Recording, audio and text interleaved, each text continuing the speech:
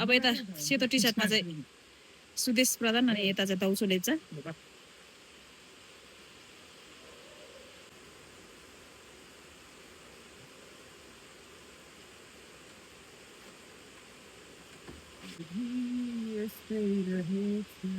video बनाउन सजिलो हुन्थ्यो नि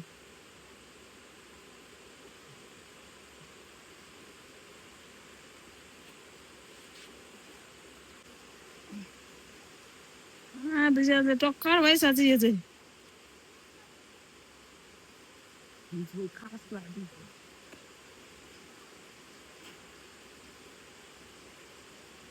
हेलो यो चाहिँ अब हार जितमा हुने रहेछ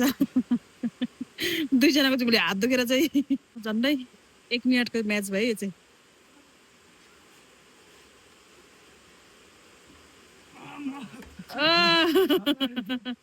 सुदेश प्रधानले जितेको छ